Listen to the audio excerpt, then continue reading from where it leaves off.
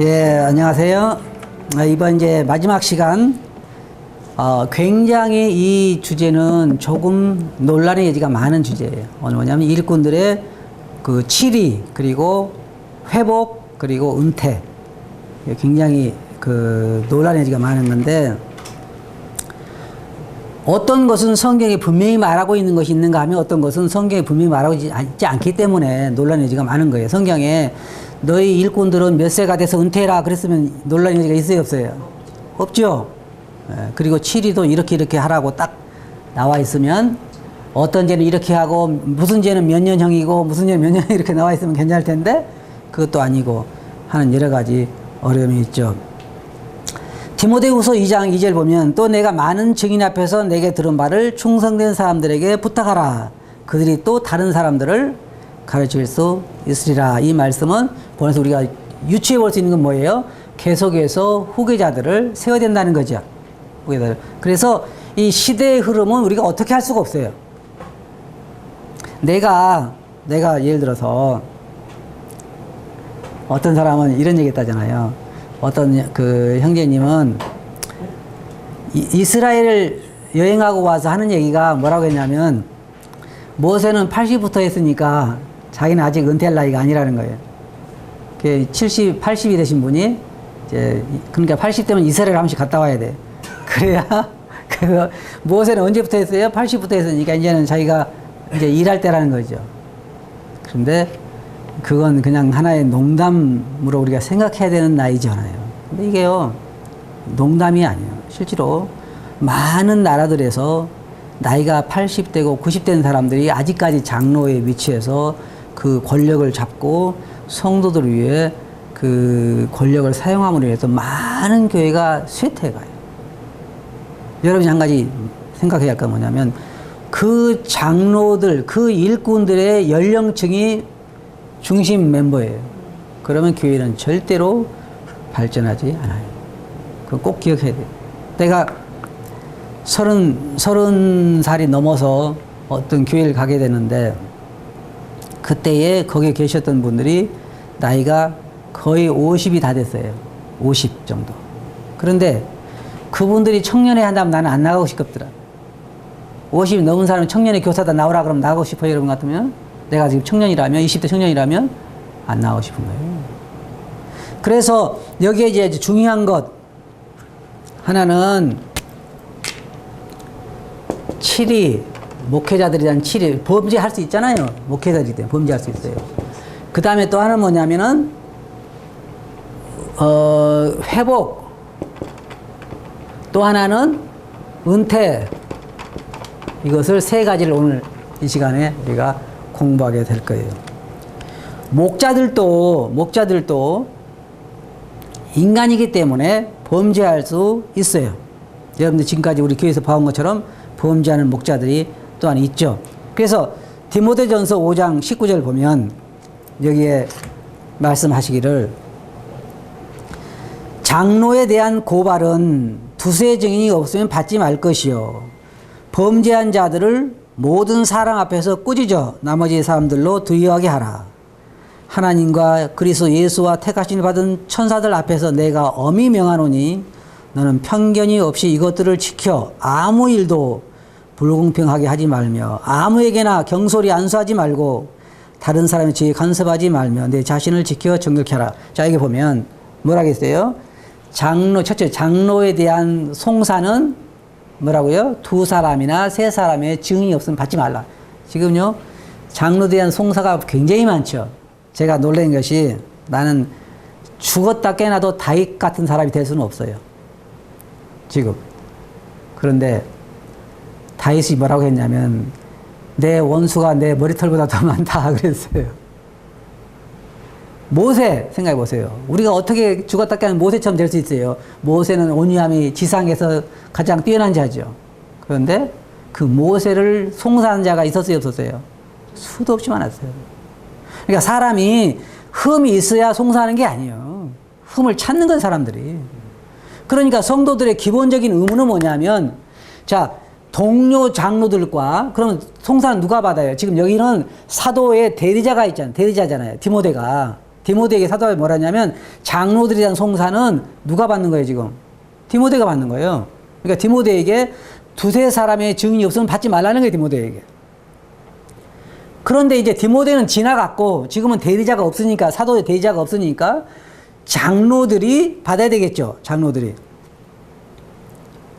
대한 송사가 많아요. 많다고. 교회마다 많아. 그러면은 장로들이 어떤 송사를 들을 때 두세 사람의 증인들이 그런 이야기를 하면 들어야 된다는 거예요. 그래야지 어떻게 해야 돼요? 확인해 봐야죠. 그걸 확인해야 돼요. 그런데 거기에서 많은 경우에 문제가 생긴 게 뭐냐. 여기에 사도 바울이 디모데에게 뭐라고 말하고 있냐면은 이게 그렇잖아요. 이게 내가 엄히 명하노니. 그렇죠? 이게 무슨 말이에요? 굉장히 엄격하게 지금 명령하고 있는 거죠. 엄히 명하노니 너는 편견 없이 이게 뭐예요? 편견 없이 이것들 해라. 죄를 다룬데 이제 죄가 드러났다고 합시다. 여기에 나하고 지금 같이 동행하는 우리 염창훈 형제가 있어요. 그런데 다른 사람들이 막 송사한단 말이에요. 몇 가지 이게 편견을 갖지 않을 수가 없는 게 편견을 갖지 않을 수 없는 게 자, 내가 내 마음속에서 이 장로를 보호하고 싶은 마음이 있을 것 같아요? 없을 것 같아요? 보호하는 마음이 있죠. 내가 적이라면 될 수 있으면 보호 안 하려고 그러겠죠. 이번 건에 잘 됐다. 그리고는 탈락시키려고 그러겠죠. 여러분 놀라시겠지만 사실은 많은 경우에 장로들을 탈락시킨 경우가 많아요. 성도들이 송사해 그런 것보다는 장로들끼리 송사에 서로 시기해 질투해가지고 상대방 장로를 못하게 만드는 경우도 있단 말이에요. 이거 참 심각한 문제죠. 그러나 예를 들어서 성도들이 만약에 우리 그 여명제를 송사하는 일이 있다 그럴 때는 내가 알아봐야죠. 그런데 어떤 경우가 있냐면 두 가지 경우. 하나는 자꾸 보호만 하려고 그러잖아요. 그럼 계속 송사가 돼야 안 돼요.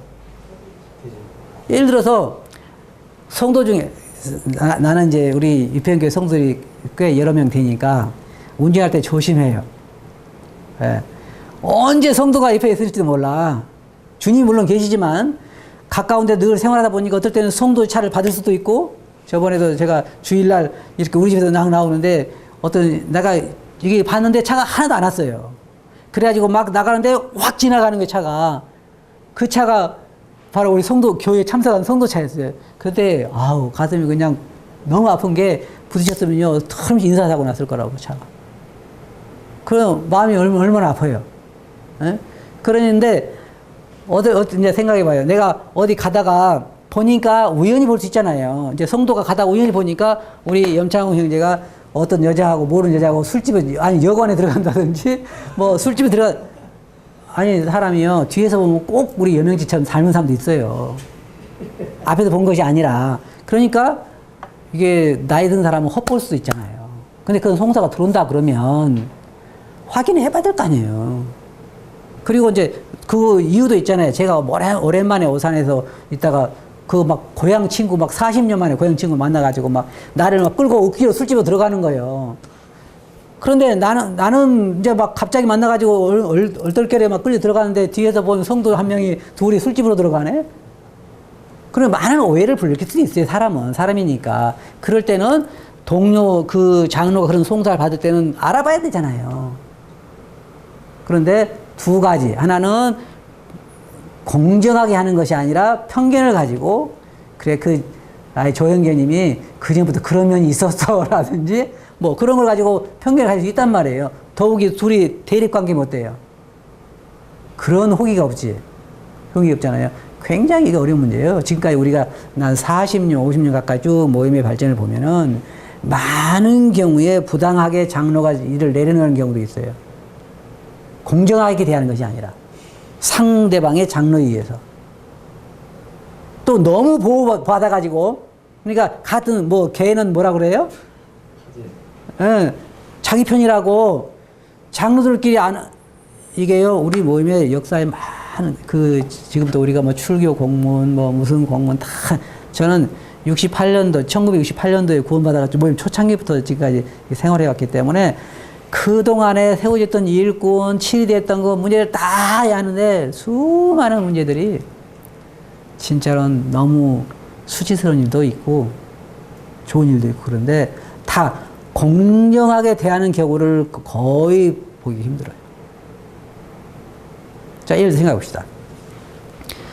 공정하게 대한다면 이 사람이 지은 죄값에 따라서 치료를 해야 되겠죠. 추워도 억울함이 개선 안 되겠죠. 그러잖아요. 그럼 그렇게 해야 되는데 같은 그동안의 동료로 20년 이상 같이 장로로 일해왔는데 그 사람 공정하게 대한다는 건 쉬운 일이 아니잖아요. 애들도 있고. 그러니까 공정하게 대하지 않은 경우가 있어요.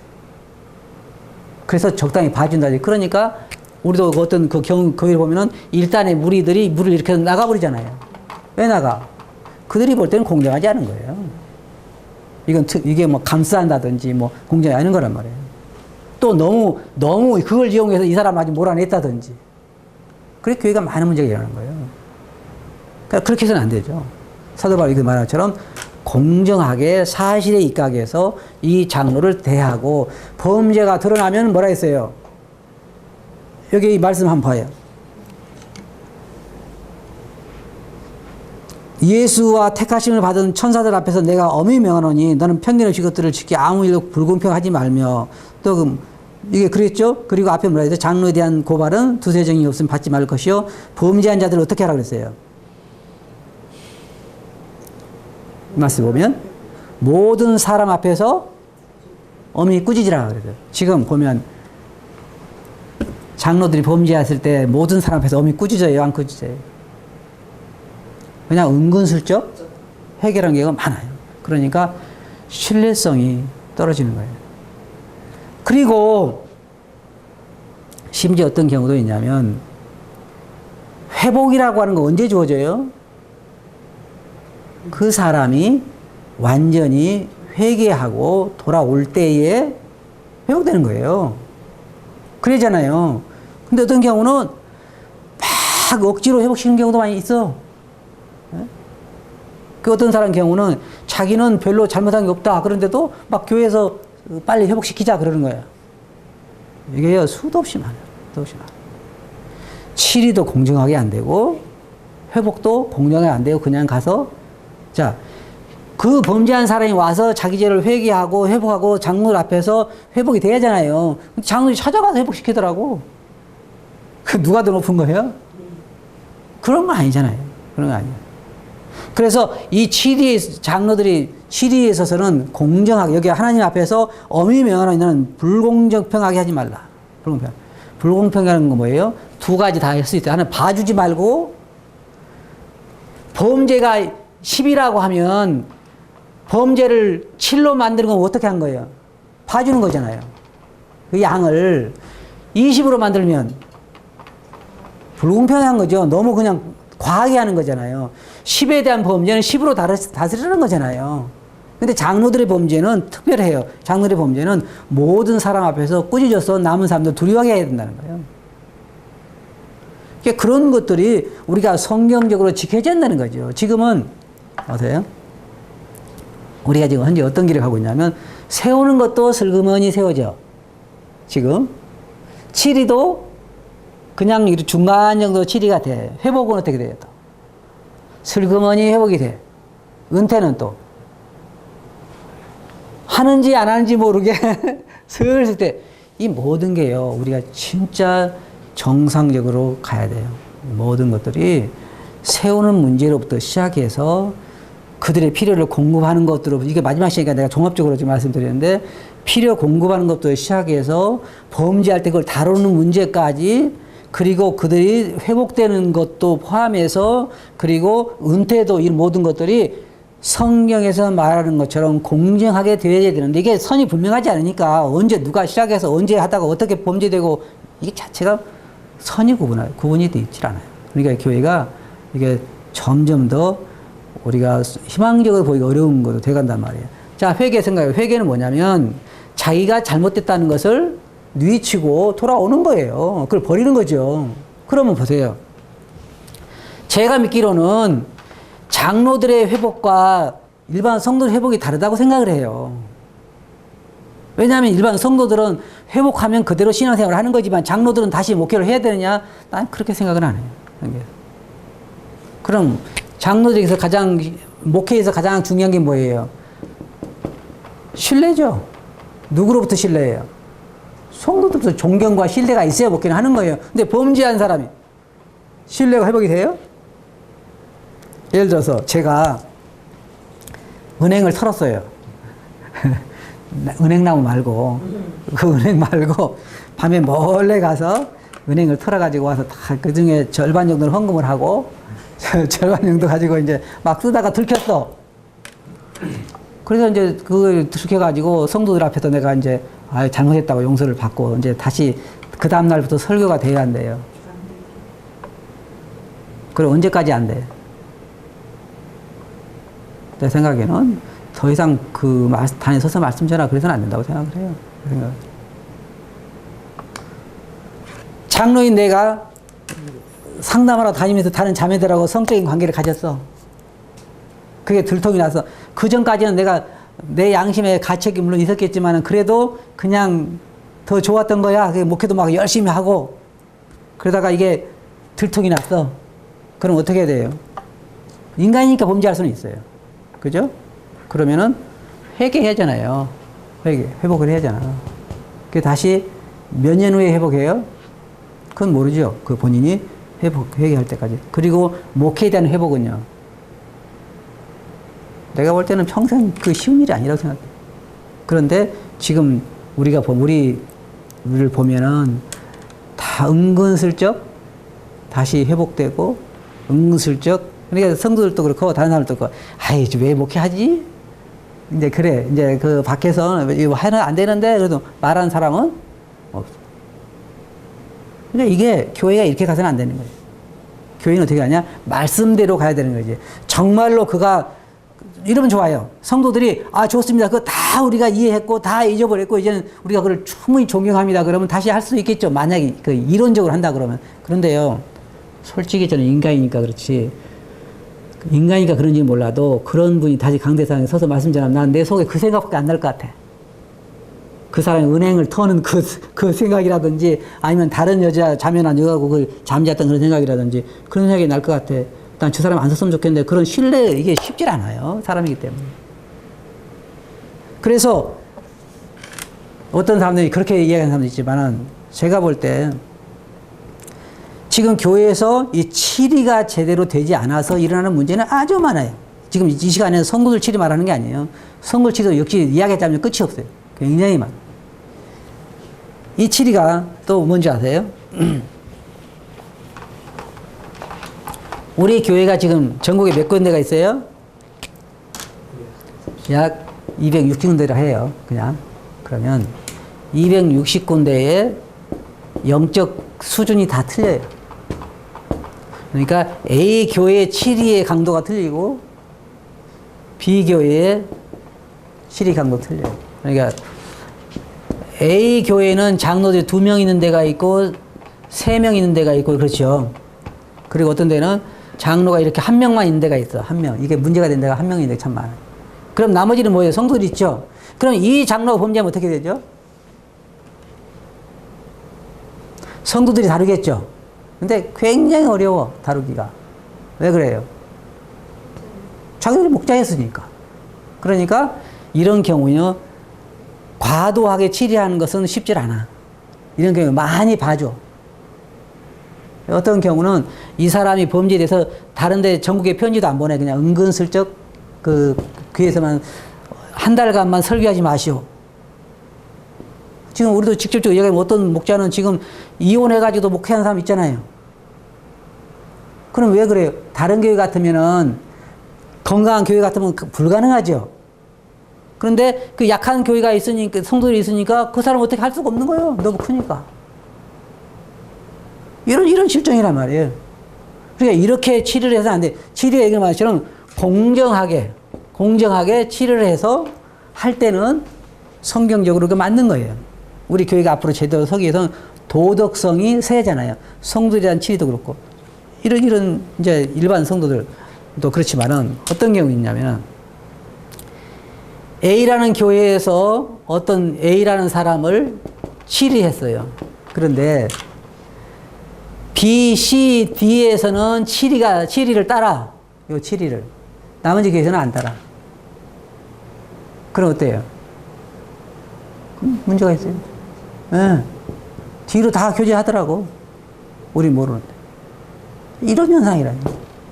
그러니까 성경적으로 볼 때 우리가 지금 처음에 일꾼이 세워지는 과정부터 시작해서 지금 전체적으로 우리가 가야 할 방향이 아주 성경에 분명히 있는데 우리가 앞으로 따라가려면 얼마나 많이 성숙해야 되는지 이런 걸로. 그래서 제가 생각할 때는 가장 시급한 문제는 올바른 일꾼을 세우는 것부터 시작이 된다. 그래야 이제 나머지가 잡혀져 가니까. 굉장히 중요해요. 굉장히 중요해요. 그래서 이 치리 문제가 교회는 지금 일꾼들이 그 권위가 땅에 떨어진 이유 중에 하나가 뭐냐면 이 치리 문제 제대로 하지 않는 경우가 참 많이 있고 이런 게 굉장히 중요해요. 그래서 여기에 보면 첫째로 일꾼들은 일꾼들의 무고한 송사에 대해서는 그 변호를 해야 돼요. 보호해야 돼요. 성도들은. 저도 이 유평교회에서 목회하지만은 유평교회가 이렇게 했다면 외부로부터 공격이 많아요. 내부로부터도 공격이 있어요. 목자들은 내부로부터 공격도 있고 외부로부터 공격이 있어요. 그러면 성도들이 어떻게 해야 되겠어요? 내부나 외부 공격부터 목자를 보호해야죠.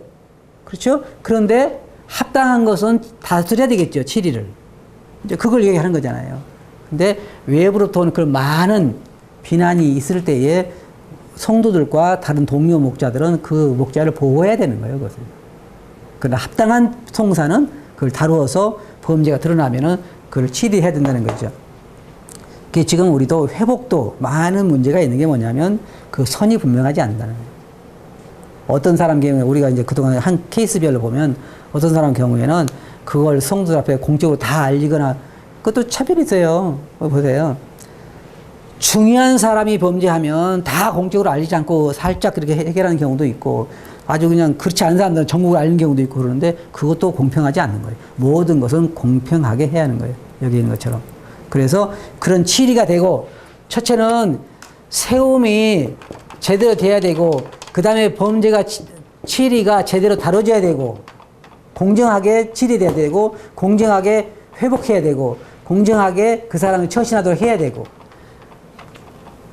그러니까 이러는 거예요. 어떤 사람은 똑같이 성범죄를 했어도 장로 성범죄를 했어도 누구는 일하고 왜 누구는 일 안 되냐. 그럼 어떻게 설명하겠어요? 왜 누구는 다시 목회할 수 있는데 누구는 안 돼요? 이유가 뭐예요? 응? 답이 없어요? 응? 공평하지 않은 거예요. 공평하지 않은 거예요. 자, 뭐 이걸만 해도 몇 시간을 해야 되는데 오늘 이거 다 할 수는 없어요. 하지만 한 가지 분명한 것은 목자들에 대한 범죄도 분명하게, 이 성경에서는 성도들 범죄보다 더 엄격하게. 왜? 책임이 막중하니까. 그런 지위에 있었으니까 더 엄격하게 이 치리를 해야 된다. 검증을 해야 되고, 공정하게 다스려야 되고. 그래서 치리가 되고, 그 다음에는 다시 세우는 거에 있어서도 역시 공정해야 되고. 자, 마지막으로 은퇴를 한번 생각해 볼까요? 은퇴가 있어요, 없어요? 목자들에게. 어떤 사람들은 은퇴가 없다 그래요. 사실 그래요. 주님을 섬기는 일에 은퇴라는 없어요. 맞죠? 주님을 섬기는 일에 은퇴는 없어요. 하지만 전면에서 일하는 거하고 뒤에서 자기 그 은사를 활용하는 건 틀리죠.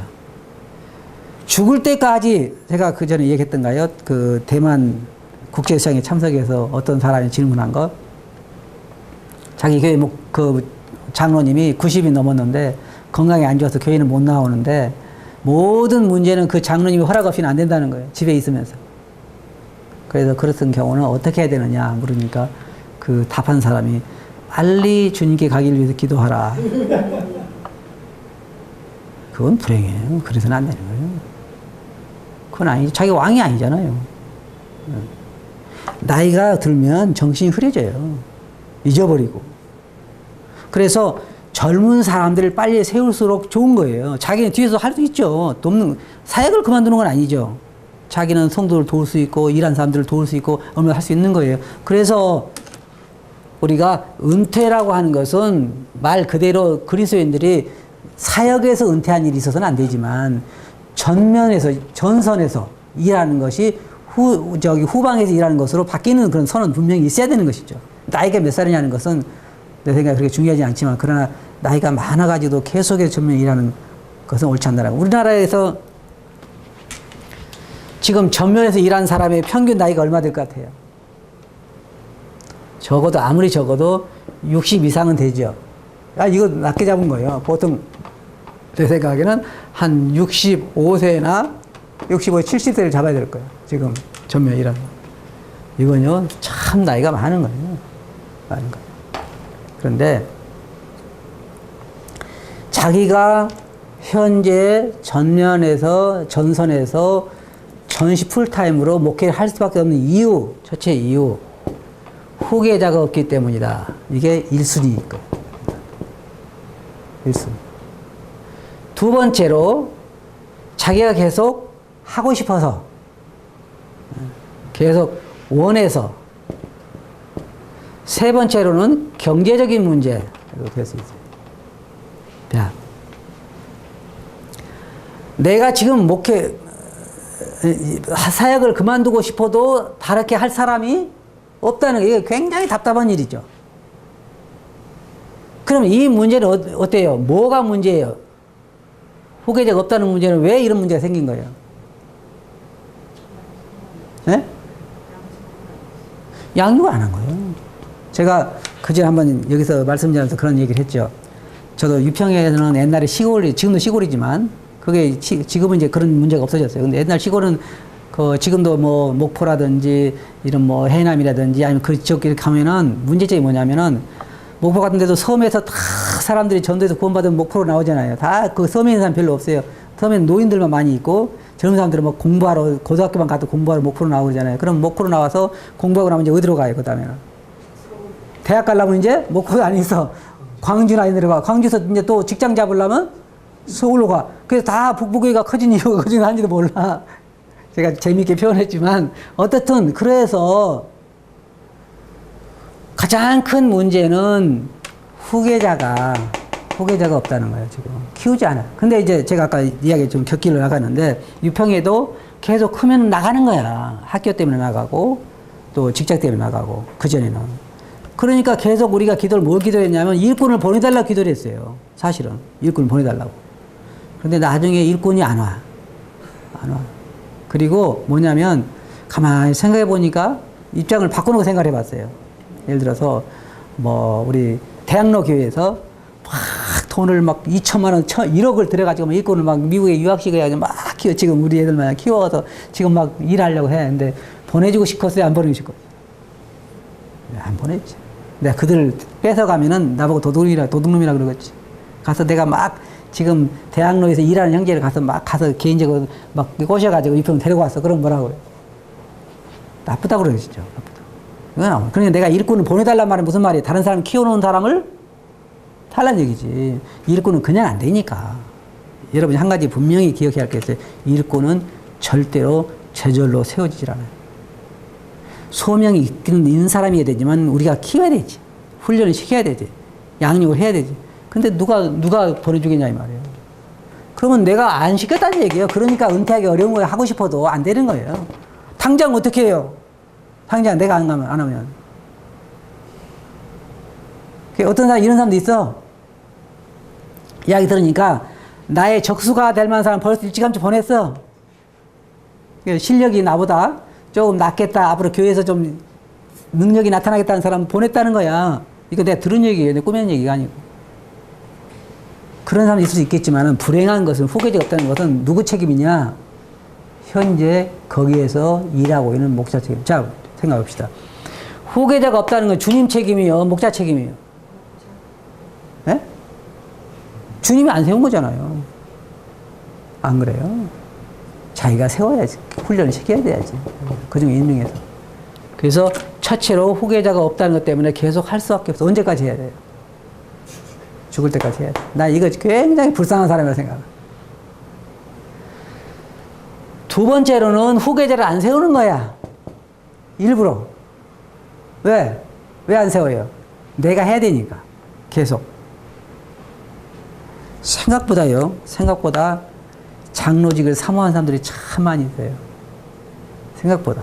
아니, 젊은 사람들 중에 아니고, 나이 많은 사람들 중에서는 장로직을 사모하는 사람이 많아. 왜냐면 잘못된 생각을 가지고 있기 때문에. 장로의 그 타이틀, 혹은 장로의 어떤 권위, 어떤 결정하는 거, 이런 것이 좋은지 몰라도 장로들이 계속 자기가 죽을 때까지 하고 싶은 사람들이 있는데, 이건 그 사람 일이지, 우리가 성경적으로는 그렇게 좋은 건 아니라고 해요. 세 번째로는 경제적인 문제가 상당히 커요. 자, 지금 많은 우리나라 전국 모임에서 많은 사람들이 현재 매달 얼마씩 받고 있는 것 밖에 없는 데가 많아. 그들 위해서 보험을 들어줬느냐? 천만에 없어. 그럼 어떻게 하죠? 은퇴하면? 없는 거예요? 없어요. 그럼 노인은 어떻게 살죠? 없어요. 아무 대안이 없어. 그럼 어떻게 해야 남은 삶을 살 수 있겠어요? 할 수 없어? 죽을 때까지 잡고 있는 수밖에는. 죽을 때까지 목회라도 해야 뭔가 나오지. 이 대안이 없는 거예요. 경제적인 대안이 없는 거예요. 근데 미국의 스트락 경제인에 거기 가보니까요. 은퇴한 장로들 위해서 아파트를 하나 이렇게 마련해 줬더라고. 노인 그 아파트. 그리고는 그걸 다 노년을 살아갈 수 있도록 대책을 세워준 거야. 교회에서. 생각해봐요. 여러분 같으면, 여러분이 지금 나이가 65세 넘었어. 그러면은 교회에서 노년에 충분히 먹고 살 만큼 보장해준다면 계속 하고 싶어, 안 하고 싶어? 나는 그래도 하고 싶어 하는 사람이 있더래요. 없는 건 아니야. 단에 안 서면 그냥 어떻게 된 사람인 줄 아는 사람이 있어. 그렇지만 대부분 경우는 이것도 문제가 있다는 거, 이렇게 또 이 원인도 있다는 것이지. 세 가지. 하나는 정말 후계자를 양육하지 않아서 그런 경우가 있고. 그 다음에는 자기가 계속 하고 싶기 때문에 하는 경우가 있어요. 자기는 죽을 때가 그만둔 못 하겠다는 거. 세 번째는 경제적인 문제가 있을 수도 있다는 거죠. 그래서 한 가지 분명한 것은, 저도 그렇게 생각해요. 제가 지금 이제, 머지않아서 은퇴를 생각하고 있는데, 그것이 사역에서 은퇴가 아니라 전면에서 일하는 거에서 뒤에서 이렇게 일할 수 있다고 생각을 해요. 다른 모임도 돌아보고 이렇게 할 수 있는데, 그러나 내가 계속해서 유평에서 목자로 일하려고 하는 동안에는 다른 사람들이 일하기가 어렵죠. 생각해봐요. 나는 절대로 은퇴 안 한다. 내가 죽을 때까지 이거 해야 되겠다 그러면 누가 오겠어요? 젊은 사람들이 막 몰아내겠어요. 멕시코만의 데모에. 그래가지고 몰아내자 막 그러냐 말이에요. 우리 성도들 착해서 그렇게 하네. 성도들이. 그런데 바턴을 빨리 잘 합당한 자에게 물려준 사람만이 진짜 교회를 살릴 수가 있어요. 내가 쭉 살펴본 바에 의하면 나이가 많아가지고도 계속해서 그 바턴을 붙잡고 있는 교회일수록 부흥한 교회가 없어요. 절대로 없어요. 지금 세협이라든지 스트라크 경제 다 은퇴한 사람들. 지금 스트라크 경제 뒤에서 일하는 거지 전면에서 일하지 않아요. 다 은퇴했어요. 굉장히 중요해요. 그게. 결론적으로 얘기하자면 오늘 우리가 다루는 문제들 여기 보면 첫째 7위, 장로들 7위가 모든 성도들이 다 납득할 수는 없겠지만은 그러나 공정하게 그 일이 다뤄졌다고 하는 것. 편견을 갖지 말라는 무슨 말이에요? 편견할 수밖에 없는 상황이 온단 말이에요. 나하고 아주 친한 사람일 수 있고 내가 미워한 사람일 수 있고 그런 경우에 편견을 갖지 말고 그 장로의 범죄를 철저하게 잘 공정하게 누가 봐도 공정하다고 말할 수 있게 다뤄야 된다는 거죠. 어떤 사람 이런 사람 있잖아요. 생각해 보세요. 그러면 어떻게 할까요? 하나는 내가 아주 미워하는 지금 우리 교회에 두 아이가 공부를 하고 왔는데 하나는 우리 아들이고 하나는 아들 친구인데 내가 누구를 더 사랑할까요? 네, 아들도 사랑해. 그럼 아들이 범죄하고 친구도 같이 범죄해서 똑같은 문제를 했어. 그럼 누구한테 더 내가 온유할 것 같아? 그게 인간적인 생각이죠. 그렇잖아요. 그런데 사실은 공정하게 돼야 되는 거예요. 맞아요? 이게 참 쉽지 않더라고. 쉽지 않아. 왜냐면 내가 어떤 걸 이거 반대로 생각할 때 아들을 이게 세우는 데 있어서 아들이라고 더 잘해줄 수 있잖아요. 사람들이 그렇게 생각할 수 있잖아요. 그런데 둘 다 셋 딸을 공정하게 대한다고 하는 굉장히 중요해. 하는 옆에서 성도들이 지켜보고 있고. 그 공정하게 대하는 게 굉장히 중요해. 범죄한 경우에도. 근데 어떤 사람들은 지금 전국적으로도 자기 자녀들이 범죄한 경우가 있어요. 없는 게 없네. 근데 보통 어떻게 다루던가요? 막 전국에 광고 보내죠? 아니요. 아무도 모르게 다 해결해 놓고, 자기만 알고 해결해 놓고, 나중에 들통나가지고 교회가 막 갈라지고 그러잖아요. 이거 굉장히 불공평한 거죠. 공정하지 않은 거죠. 지금 우리 모임이 전반적으로 이런 면에 굉장히 아직 초보 단계에 있기 때문에 건강한 교회를 자라기에는 너무 아직 가야 할 길이 멀은 거예요. 일꾼 세우는 것부터 시작해서, 일꾼들의 공급부터 시작해서, 그 다음에 일꾼들의 치리, 일꾼들의 은퇴, 이런 것이 아직 어떤 모델이 없는 거예요. 이게, 근데 이런 면에 있어서 우리가 성경적으로 바로 세우지 않으면 어떤 면에서 이게 장래가 어둡다고 말해도 이게 너무 과도하게 말하는 거 아니에요. 우리 교회는 너무 좋은 걸 많이 가지고 있대요. 내가 볼 때. 정말로. 요런 것만 잘 제대로 질서만 잡는다고 가면 우리는 엄청난 파워를 가지고 있는 교회가 될 수 있어요. 난 그걸 확신해요. 너무 좋은 교회. 성도들 한 사람 보면 너무 성도들이 좋아요. 성도들 사랑이 너무 많고, 좋은 것들을 너무 많이 가지고 있어요. 근데 이런 제대로 된 이런 어떤 그 뼈대, 모임에 대한 이 진리의 뼈대가 제대로 세워지지 않기 때문에 많은 그 좋은 것들이 묻히는 거예요. 사실 우리 너무 좋은 걸 많이 가지고 있는 거예요. 그래서 이제부터 우리 모임들이, 우리 교회들이 정말 성경적으로 자격이 있는 장로들을 세우고, 방법도 어떻게 해요? 성경적인 방법으로 정식을 세우고, 그 다음에 그들에 대한 그 공급도 성경적으로 제대로 하고, 일을 하는 것도 제대로 일하게 하고, 범죄가 됐을 때 제대로 치리하고, 공정하게 치리하고, 회복도 공정하게 하고, 제대로 하고, 은퇴도 정말 공정하게 그렇게 했을 때 우리는 오늘날 이 기독교의 암흑의 시대에 하나의 횃불을 밝혀주는 것과 같은 것이 되리라고 생각해요. 우리는 그런 가능성을 많이 가지고 있어요. 할 수 있다고 저는 생각을 해요. 그래서 우리 모든 성도님들 이런 면에 우리가 힘을 가지고 한다고 하면 우리는 크게 부흥되는 교회를 맞을 수 있다고 생각해요.